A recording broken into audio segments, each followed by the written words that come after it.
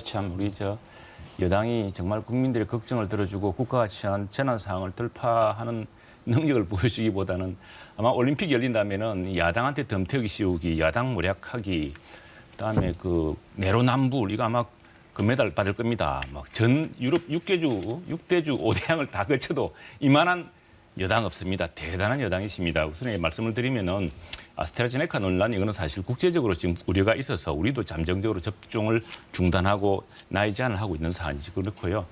문제는 국가의 능력이 뭡니까? 국가가 사람들이 이제 재난에 처했을 때 이 재난을 빨리 구해주는 게 국가의 능력이고 그것 때문에 이스라엘, 싱가포르, 미국 이런 나라들 백신 수급하려고 정부기관까지 동원하고 이걸 전략자산화하고 하지 않았습니까? 이제 그런 노력을 국가가 부여줘야 되는데 백신 예산요. 이거 지난 연말에 우리가 2021년 예산 편성할 때 9천억 이거 야당이 주장해서 편성했습니다. 여당은 필요 없다 그랬습니다. 왜?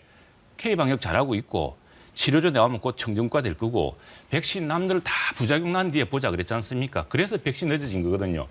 백신 수급 될 겁니다. 왜냐하면 일본도 일주일 전에 9월 말까지 일본 16세 이상 일본 전 인구를 다 접종할 만큼 화이자 백신을 구했습니다. 우리 오늘 이제 그나마 야당이 이렇게 독촉하고 국민들이 걱정하고 하니까 조금씩 구체적으로 내놓고 있습니다.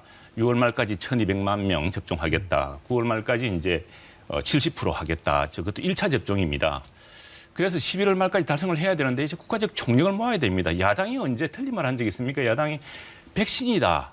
치료제가 아니고 백신의 시간이고 K방역은 국민의 희생과 영업의 제한을 손상하는 것이기 때문에 언제까지 늘어갈 수가 없다. 그래서 이 문제만은 예산을 좀 많이 쓰더라도 하자.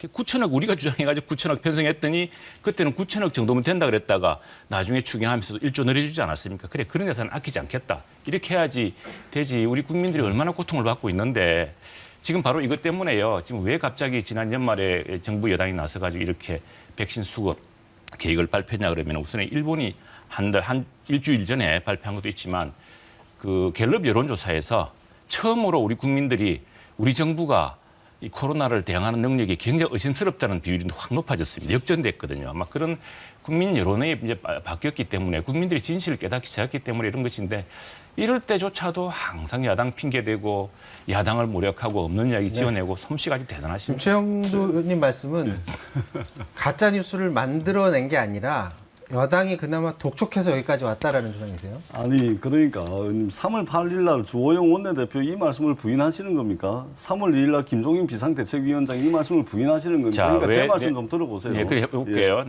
제가 말씀을 다 들었으니까 좀 들어봐 주십시오. 이런 걸 이제 말씀을 하시고요. 그다음에 대한민국이 그래도 세계 경제 12대국입니다. 어떻게 백신 빈곤국이니 아프리카보다도 못하더니 정치적 수사로서는 그렇게 표현을 할 수 있을지는 몰라도 지금 국민들께서 전부 다 생업까지 포기해가면서 힘을 모으고 있는 와중에 야당이 이런 식의 표현을 한다는 것은 방역에 전혀 도움이 되지 않는다는 말씀을 드리고 제가 분명하게 말씀을 드리는데 예산을 마치 야당이 무슨 뭐 단독으로 주장을 해가지고 예산이 확보된 것처럼 말씀하시는데 그것은 작년도 예산 편성 과정을 보시면은 그것은 사실과 다르다는 말씀을 드리고요. 한 말씀만 더 드리자면 우리 국민들께서 굉장히 지금 불안해하십니다. 그렇기 때문에 야당도 국민들의 불안을 좀 잠재우고 함께 힘을 모아가지고 이것을 극복하는 데 힘을 보태주십사 하는 말씀을 드리고 분명하게 말씀을 드리는데 네. 백신 공급은 계획대로 되고 있습니다. 백신 접종은 목표대로 되고 있다는 말씀을 분명히 드립니다. 네. 자, 아스트라제네카 논쟁 이 문제는 국제적으로 지금 걱정들이 많고 우리 정부도 그래서 잠정적으로 중단하고 그랬던 사안입니다. 그런 걱정을 전한 것이고 자꾸 침소봉대하시고 손바닥으로 하늘을 가리시는데 지금 그 작년 저 외결위원이었습니다. 외결위원으로 똑똑히 봤어요. 예산 항목에 없었습니다. 백신이. 정부도 없었고 여당이 없었고 그나마 보건복지위원회에서 우리가 넣었더니 다시 없어졌습니다. 그게 왜 그러느냐. 지금 김호란 같은 분을 그 방역기획관 만드는 거 보십시오. 여전히 당시에 저는 우리 정부가 항상 최선을 다한다고 생각하지만 어떤 경우는 야당 말도 듣고 이 국제 정세를 밝혀야 되는데 이른바 확정 편향이라 그래가지고 K 방역 너무 잘하고 있고 우리 치료제 수준이 세계적 수준이기 때문에 치료제만 나오면 백신 없이도 바로 청정과 된다는 이런 오판이 부르는 것이라고 생각을 합니다. 그렇기 때문에 자 백신 접종 순위 우리 지금 100위권입니다. 그리고 돈이 많으면 뭐합니까? 백신을 사야죠. 백신을 못 샀지 않습니까? 지금부터 이제 백신 수급 잘 될 겁니다. 왜냐하면은 자, 백신의 수율이 높아졌고 전체적으로 생산 속도를 높이고 있고 또 우리도 미국에게 이제는 양산 기술을 좀 빌려다오. 그러면 양산을 해서 갚아줄게. 뭐 이런 여러 가지 국제적 협력, 예컨대 쿼드 간의 협력이 이루어지고 있고 이렇기 때문에 백신 물량 늘어날 테고요. 그러나 이 고통의 터널이 너무 길기 때문에 이걸 빨리 해야 되고 또 3차 부스트 같은 걸 하고 있지 않습니까? 선진국에서 점차 이걸 전략 자산화하고 있기 때문에 어떤 동맹이라든가 국제 관계를 통해서 확실한 확보 물량을 안정적으로 확보해야겠다 이런 이야기입니다. 자, 이제 과거 얘기는 이제 접고요. 앞으로가 중요한데 지금 9,900만 명분입니다. 정부는 그래서 굉장히 자신 있어 하는데 그럼에도 불구하고 국민의힘에서는 자, 아니 들어온다고는 하는데 그럼 구체적인 날짜별로 언제 얼마나 들어오는지 그 물량을 공개하라라고 하지만 정부 입장은 이 비밀 유지 조항이기 때문에 이걸 깨고서 공개할 수는 없다라는 입장이에요. 그러면 국민의힘은 그럼에도 불구하고 의원들은 적어도 그 숫자를 알아야 된다 이렇게 생각하고 있는 겁니까? 그렇죠. 예, 왜 우리 국회 정보위원회 같은 데 보면은 북한 정보라든가 이런 것도 보지 않습니까? 서로 봐서 이렇게 서로 신뢰를 쌓아가는 것이죠. 무조건 믿으라, 무조건 앉아있으라, 무조건 기다리라 이런 거 아닙니까 지금. 그래서 지금 우리 정부를 밀어줘야 됩니다. 우리 야당도 정부를 밀어서 정부가 백신 수급을 활발히 할 수 있도록 초당파적 외교까지 해서 우리들이 가진 국제적 네트워크까지 동원해서 우리 정부, 우리 국가의 그 백신 수급을 좀 원활하게 하겠다고 지금 나서고 있는 거 아닙니까? 그런 마당에 지금 정부로서도 내가 어려움을 짐작할 수가 있습니다. 왜냐하면 백신에 대해서 비교적 느긋했거든요. 김호랑 같은 분이 그렇게 이야기하지 않았습니까? 우리 K방역제 1호선. 자, 3박자가 이겁니다. K방역 잘하고 있다. 치료제 곧 나온다. 백신 3번째였습니다. 그게 아니라 백신이 첫 번째로 갔어야 됐었거든요. 이런 어떤 전략적 오판, 이런 뭐 일부러 했다 생각하지 않는데 너무 과신했습니다. 과신했고. 그래서 이런 것들을 이제 고칠 시간을 빨리 잡아야 되는 것이고 그것 때문에 백신을 지금 당초에 약속했던 것보다 국제 수급 사정이 쉽지 않기 때문에 늦춰질 수도 있는 거거든요. 그래서 미국 외국에 왜 2배, 3배, 10배까지 많이 하냐 그러면은 어떤 상황이 발생할지 모르기 때문에 그리고 어떤 백신이 어떤 연령대에 어떤 부작용이 있을지 모르기 때문에 여러 개를 동시에 구매해서 이렇게 위험에 대비하는 것이거든요. 그것 때문에 우리 전폭적으로 도울 테니까 자, 솔직히 이야기해라. 어떻게 수급이 되고 있는지 그걸 알려달라는 것이죠. 예. 우리 최영대 의원님 말씀을 충분히 확보를 하고 있다는 말씀을 제가 분명히 드리도록 하겠습니다. 이게 뭐 여당에만 따로 살짝 주고 야당한테는 알려주는 것 같은데 그렇게 돼야 되고 저희들은 좀 더 빨리 왜냐하면 백신 접종이 늦을수록 집단 면역 도달이 늦어지고 이렇게 되면 자칫 겨울을 또 넘기게 됩니다. 내년 봄까지 이렇게 돼야 되거든요.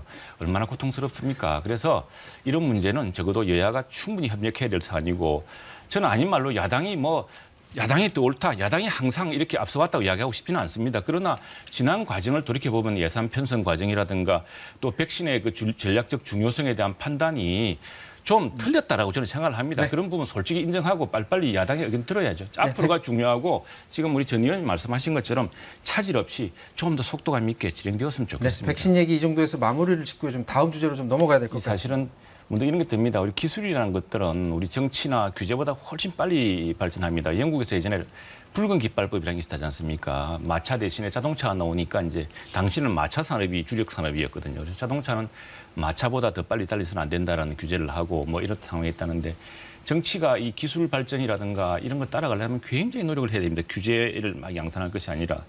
근데 지금 실태조차 제대로 파악하지 못하고 있는 거 아니냐 이런 우려가 있는 것이죠.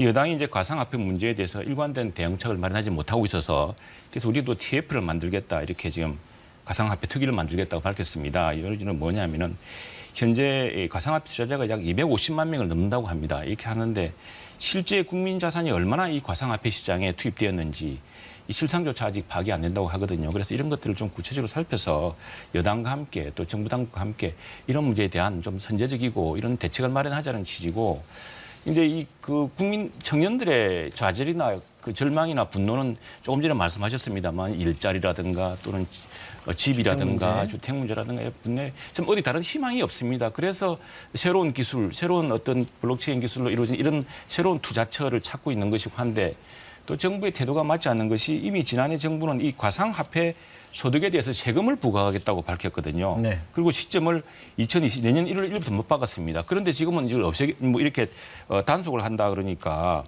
투자자는 보호하지 않으면서 세금은 매기느냐, 소득에는 과세를 한다는 말이냐, 이게 앞뒤가 맞지 않느냐라는 이런 이 정부 당국이 정부 여당의 태도에 대한 분노가 또 지금 한꺼번에 폭발하고 있는 것이죠. 이 소득세 문제는 어떻게 생각하십니까? 이제 그렇습니다. 우리가 지금 이철규 의원이 대표 발의한 이 소상공인 보험 및 지원에 관한 법률 일부 개정 법률안에 보면은 12조 4를 신설해 가지고요. 그 정부가 감염병 예방 및 관리에 관한 법률에 따라서 영업 제한, 집합 금지 또는 집합 제한 명령 조치를 한 그래서 영업에 손실을 입은 소상공인들에 대해서 정부가 정당한 보상을 해야 된다는 게 규정입니다. 그런데 지금 이게 이제 소급 적용이라는 그 말 때문에 자꾸 오해가 있는 것 같아요. 소급 적용이 아닙니다, 사실은. 왜냐하면은 정부가 공공의 필요에 의해서 국민의 재산권을 제한했기 때문에 그때부터 이 손실이 발생한 거거든요. 근데 손실을 지금 오히려 지급을 미루고 있는 셈이죠. 손실 보상을 미루고 있던 셈입니다, 정부가. 그런데 이제 막대한 재원이 포함되겠죠. 그렇기 때문에 외국에서는 백신에 몰두했던 겁니다. 이렇게 말하자면 깨진 독에 물 붓기 격으로 이게 방역이 안 되면은 끝없이 이렇게 집합 금지해야 안 됩니까? 그건 불가피한 일이거든요. 그러니까 방역이 안 되니까 영업을 제한하고 영업을 제한하니까 또 손실이 늘어나는 상황, 악순환이기 때문에 외국의 경우 그래서 이제 백신을부터 빨리 과감하게 투자했던 것인데 지금 어쨌거나 현실이 그러니만큼 우리가 해야 될 텐데 이걸 이제 그 국가가 당연히 헌법에 따라서 공공필요에 의해서 국민의 재산권을 제한했기 때문에 그 제한한 재산권에 대해서는 어떤 식으로 건 보상을 해야 된다는 것은 그 원칙입니다. 원칙. 그건 뭐 다툼의 여지가 없는 사안이거든요. 그런데 이게 소급이 안 된다. 그건 사실은 딴 말이 아니라 어마어마한 돈을 다 보상해 줄 능력이 없다고 정부가 자꾸 이제 그 규모를 축소하려고 하는 것인데 적절한 규모를 찾아서 지금 이렇게 무턱대고 돈 막 쓸 게 아니라 해야죠. 자, 이만 있으면 가능할 거로 봅니다. 더구나 여야 의원들 많은 뜻을 모으고 있고 다음에 그 손실 보상 대상이나 손실액 산정 규모 절차 방법은 대통령령으로 별도로 정하도록 했기 때문에 그걸 지금 현재 우리 재정의 그 수요라든가 수급이라든가 이런 걸 봐서 정할 수 있는 것이고 우선 이 원칙 문제를 가지고 헌법에 정해지는 원칙을 당연히 지켜줘야 되는 것인데 그걸 가지고 왈가왈부하는 짓 비치는 것은 굉장히 절망적입니다. 지금. 네, 지금 뭐